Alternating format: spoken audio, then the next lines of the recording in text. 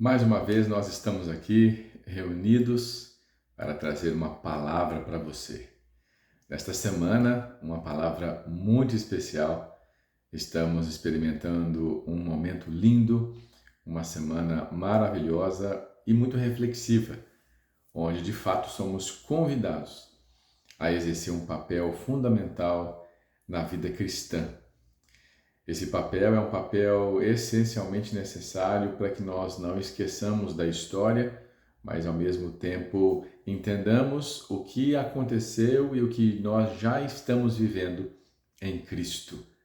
E é lógico que nós vamos fazer todas as analogias à vida atual, aquilo que nós precisamos decidir fazer para viver uma vida nova, para viver um recomeço. Eu quero convidar você a ficar até o final dessa mensagem, porque hoje a nossa mensagem será a vitória sobre a morte.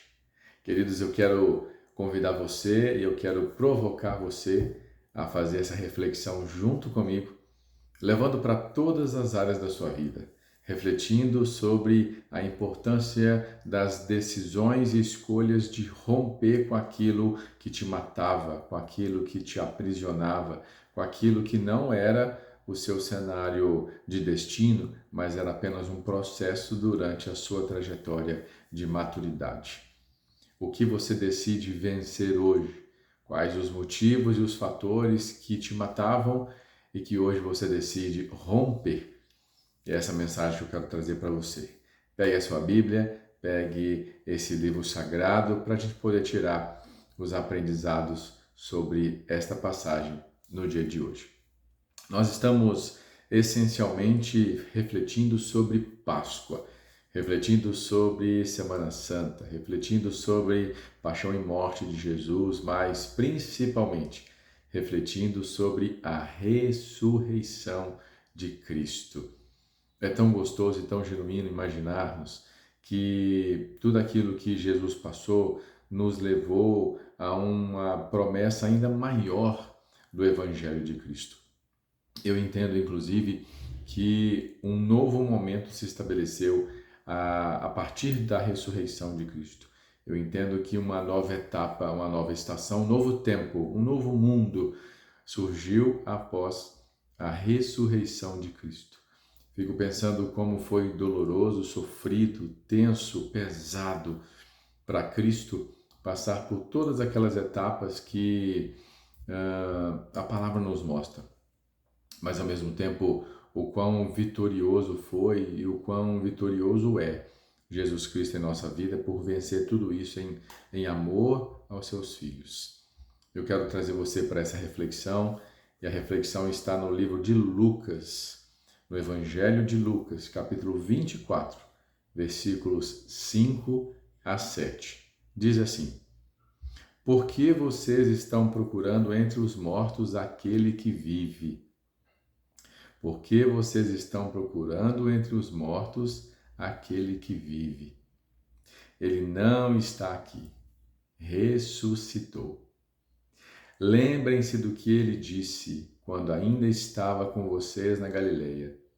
É necessário que o Filho do Homem seja entregue nas mãos dos homens pecadores, seja crucificado e ressuscite no terceiro dia.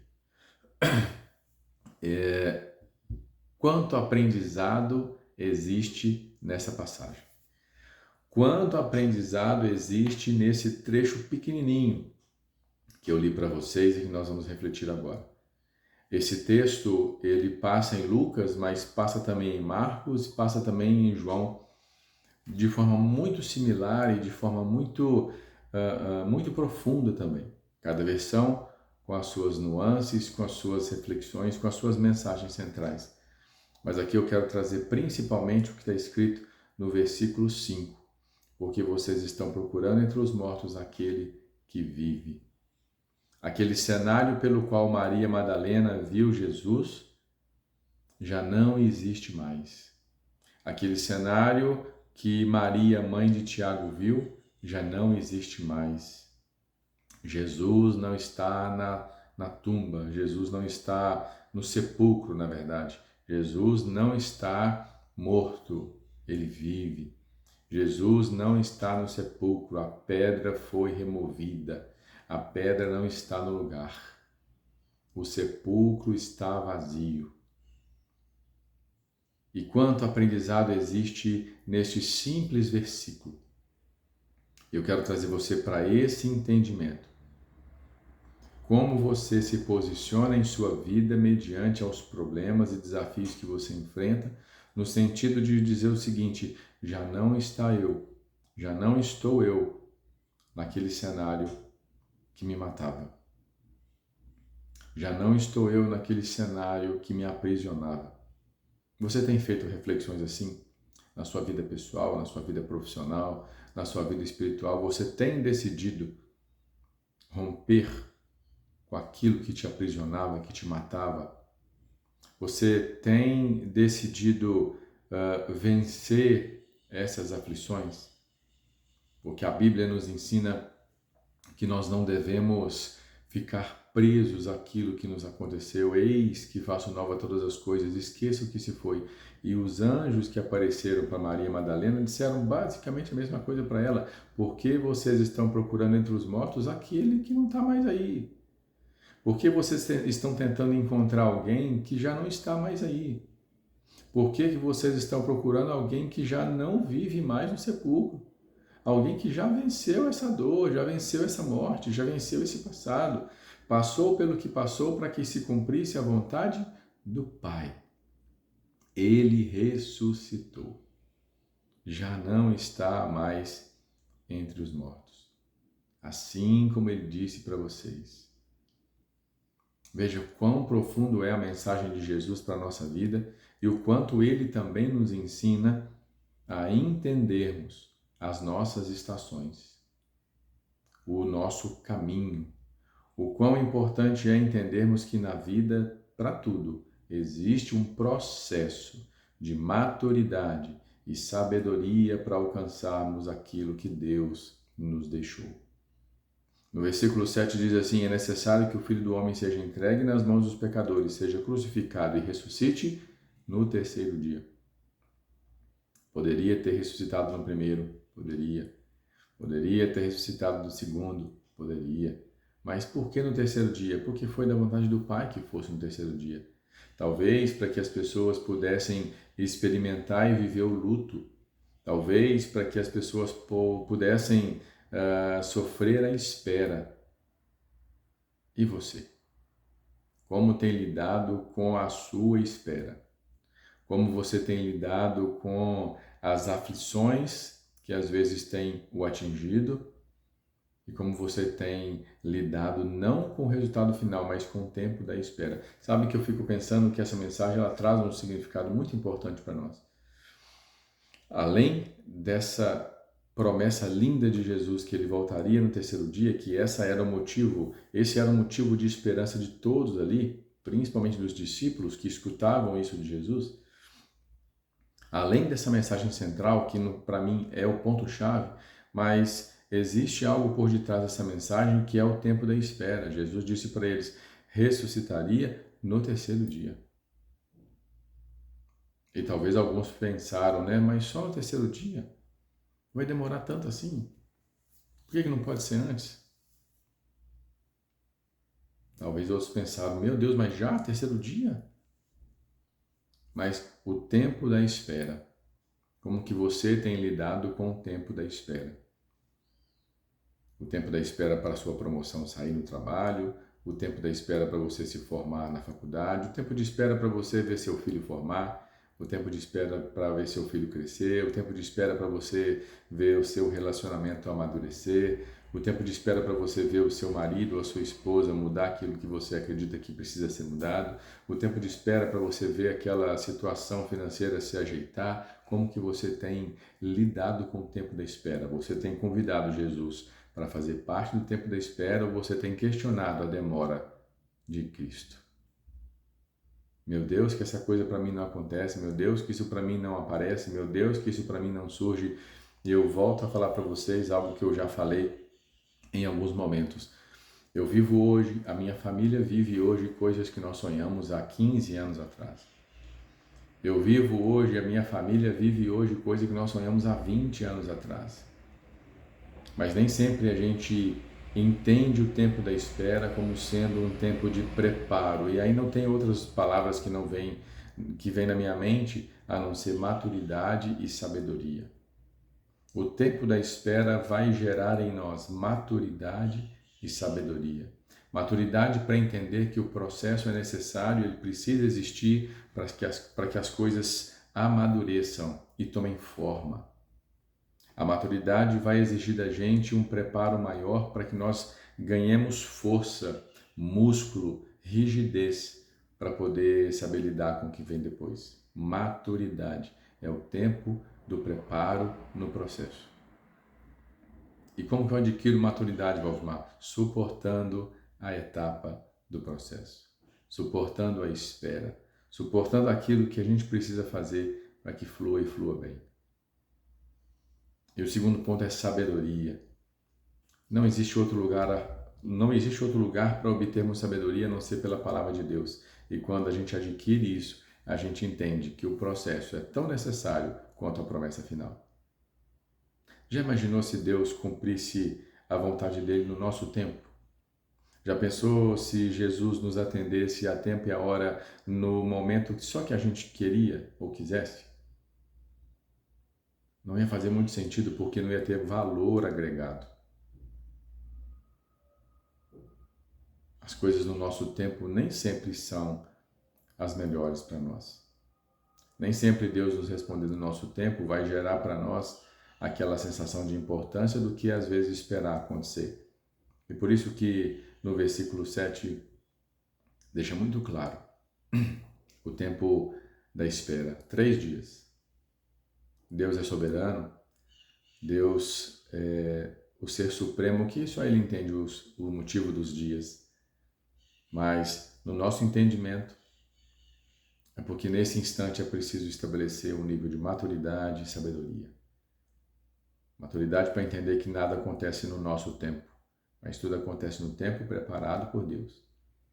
Nada é feito da nossa forma, mas tudo é feito no tempo e no preparo da forma como Deus sonhou para nós. E a maturidade vai nos ensinar que nós não podemos ser soberbos a ponto de achar que o mundo circula à nossa volta, que o mundo acontece de acordo com a minha vontade, com a vontade do meu umbigo, que tudo circula ao meu redor. Não. Nós vivemos em uma sociedade onde a vontade soberana de Deus precisa se estabelecer, senão a gente vai entrar num nível de conflito gigantesco. As coisas iriam colapsar se tudo acontecesse no tempo, na hora e na nossa vontade apenas. Por isso, o tempo da espera exige maturidade. E ao mesmo tempo exige sabedoria. Sabedoria para entendermos a palavra de Deus. Porque é interessante que no versículo 7 ele reforça: é necessário que o Filho do Homem seja entregue nas mãos de homens pecadores, seja crucificado e ressuscite no terceiro dia. O processo que Jesus passou da paixão e morte foi um processo que eu imagino ser extremamente sofrido e doloroso. Eu imagino que tenha sido um processo de extremo sofrimento. Tanto é que em momentos antes Jesus colocou isso ao Pai: Senhor, se possível for, afaste de mim esse cálice, mas sobretudo que se cumpra a tua vontade. E Deus não poupou Jesus daquilo que era necessário, daquilo que era importante para que a humanidade pudesse reconhecer um novo começo, um recomeço a partir de uma morte estabelecida. Veja que eu estou usando a palavra recomeço, o que não é sobre um começo, é uma sequência a partir do ponto que parou, foi a morte. E a palavra recomeço nos ensina que a partir da morte de Cristo, tudo se fez novo para nós, tudo se fez mais valioso para nós. Tudo se fez ainda mais genuíno para nós. Eu quero trazer a primeira reflexão para você. O que para nós é motivo de tristeza, mas pode se tornar motivo de alegria. Com esse aprendizado bíblico de Lucas 24, O que para vocês foi motivo de morte que hoje tem que ser motivo de vida? Na sua vida, na sua rotina, na sua sequência. O que já foi motivo de morte e hoje precisa ser reconhecido como motivo de vida? Aquela ansiedade, aquela depressão, aquele pânico, aquela doença que veio, apareceu e graças a Deus já foi embora? Você precisa parar nesse instante, nesse dia e reconhecer qual foi o motivo de transformação que Jesus proporcionou que você vivesse. Qual foi o motivo da passagem da morte para a vida que você já experimentou? Que situações que te agoniavam, que situações que te entristeciam, que situações que te apunhalavam e que hoje você olha para frente e fala assim, meu Deus, onde eu cheguei? E ao mesmo tempo olha para trás e fala assim, meu Deus, o que eu venci? Não foi fácil, mas eu venci. Com a presença de Deus, com a mão poderosa do Espírito Santo. Qual foi ou qual é o motivo da sua alegria pela transformação que você passou da morte para a vida? Porque o que Jesus passou em 3 dias foi exatamente isso. Ele passou de um estado de, teoricamente, fim, morte, para um recomeço, vida, assim como ele prometera. Qual é o motivo pelo qual você tem hoje que te faz ficar alegre baseado naquilo que você experimentou que era motivo de morte? Aquilo que você imaginava assim, meu Deus, não vai ter saída, meu Deus, não vai ter solução, meu Deus, não vou conseguir sair disso, e do nada nunca é, mas e passando por um processo a gente entende que a gente passou e alcançamos o estado da vida. Recomeçamos. A Bíblia vai nos ensinar que os dias bons existem para ser aproveitados e os dias maus existem para serem considerados. Tirar proveito, tirar importância, tirar aprendizado. Por quê? Porque tanto o dia mau como o dia bom foi Deus que criou para que nós nunca conheçamos sobre o nosso futuro. Isso está em Eclesiastes. Portanto, todos os dias que representam para você sinônimo de morte, de fim, sinônimo de falta de solução, sinônimo de tristeza profunda, qual que é a nossa dica? Continue passando por esse deserto. Continue passando por essa fase, porque lá na frente a conta fecha. Vovó, mas vai ser quando? Não sei, no tempo de Deus. Lembre-se do processo. Lembre-se do tempo da espera. Lembre-se do tempo do renascimento. E o tempo da espera é um tempo necessário para que nós possamos alcançar maturidade e sabedoria. Queridos, nunca foi tão necessário falarmos do tempo da espera. Quando a gente analisa Lucas 24, versículos 5 e 7, a gente fica muito focado na palavra que Jesus ressuscitou, mas nem sempre a gente para poder pensar no tempo da espera, no tempo do preparo, no tempo da maturação que também Deus proporcionou para Jesus e para toda aquela sociedade na época. Jesus não morreu num dia e ressuscitou no outro, porque talvez as pessoas daquela época não iriam entender o significado também do tempo da espera. Então, o tempo da espera é relevante para que nós alcancemos 2 estágios importantes que eu já disse: maturidade e sabedoria. Qual é ou quais são os motivos pelo qual você já se transformou? Qual é ou quais são os motivos pelo qual você já passou da morte para a vida? Morte significa aquilo que te aprisionava, te matava, te sufocava. Motivos pelo qual você não entendia que existiria saída, mas que você conseguiu romper para a glória de Deus. E um segundo aprendizado muito firme que eu quero trazer para vocês, existem outros aprendizados, mas nós vamos focar nesses 2, esperança. Eu acredito que naquele tempo os discípulos permaneciam em esperança em Deus. Imaginando assim, será que aquela promessa que Jesus falou vai se cumprir? Será que no 3º dia ele vai vir? Vamos esperar. Vamos crer. Será que naquele tempo o povo imaginava que Jesus fosse voltar no terceiro dia, ou eles, descrentes, pensavam assim, não, isso não vai acontecer. Mas pelo que você espera, pelo que você anseia, pelo que você deseja, o seu coração se aflora em virtude de qual motivo? Porque a gente tem que criar essa esperança em Deus. A gente precisa anseiar em Deus. Então, o que eu decido fazer hoje para que a minha esperança esteja bem fundamentada em Cristo? Independente do momento que você está passando, independente da cruz que você está carregando, independente da situação que você está vivendo, tenha esperança em Cristo. O Evangelho raiz e o Evangelho verdadeiro promete para nós que, se nós quisermos ser cada vez mais parecidos com Cristo, carreguemos a nossa cruz e sigamos.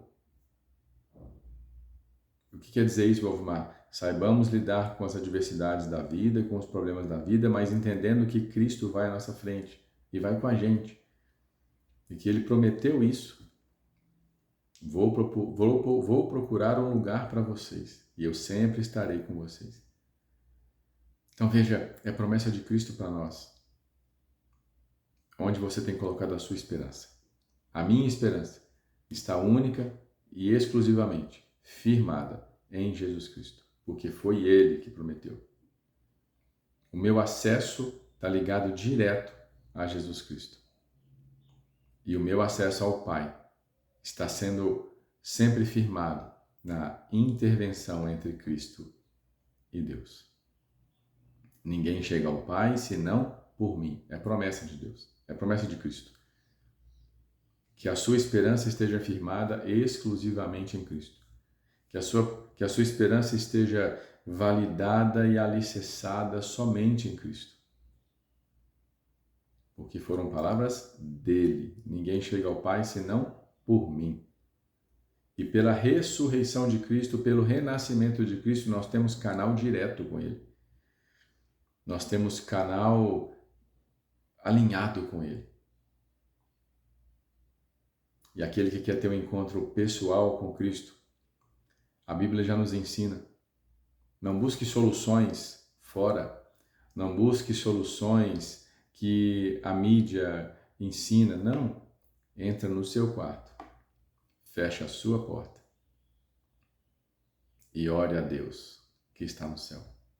É o ensinamento mais simples que existe para você ter um encontro pessoal com Cristo. Entre no seu quarto. Feche a porta e ore a Cristo. Ponto. Receita simples e infalível para se criar uma proximidade, uma intimidade maior com Cristo. Então, as duas palavras que eu quero trazer para você: transformação. Qual foi ou quais foram os motivos que te levaram da morte para a vida? Que fez você renascer, recomeçar. E a segunda é a esperança. Em quem você espera? Em quem você anseia? E a dica é: espera e anseia apenas pela resposta de Cristo, pelo qual nos prometeu apoio, nos prometeu companhia e nos prometeu as bênçãos. Creia nisso, meu irmão. Creia nisso, minha irmã. Entenda esse fundamento básico e efetivo do que está nas Escrituras. E eu quero desejar para você uma linda Páscoa e que o verdadeiro significado da Páscoa se instale em seu coração. Páscoa é recomeço, a partir de um ponto que parou. Páscoa é renascimento, a partir do reconhecimento da transformação de morte para vida. Páscoa é esperança naquele que nos prometeu cada vez mais um acesso livre a Ele e direto, sendo que por meio dele é que nós alcançamos o Pai.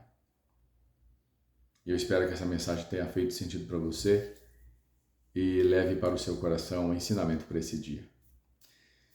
É o que nós podemos fazer, trazer uma mensagem simples, do nosso jeito, com os nossos defeitos, com as nossas limitações, mas uma mensagem que soa o nosso coração. Uma mensagem que traz para a gente uma reflexão profunda. Eu espero que tenha feito sentido para você. Não deixe de curtir essa mensagem, não deixe de seguir o nosso canal, se inscreve aí, ativa o sininho para que essa mensagem chegue a mais pessoas e para que toda vez que sair uma mensagem nova você seja notificado. Dê uma força para esse canal para que nós possamos chegar a mais pessoas e alcançar mais corações. Esse é um trabalho voluntário e missionário naquilo que nós entendemos que carregamos ser importante da parte de Deus. Um abraço, fiquem com Deus e feliz Páscoa.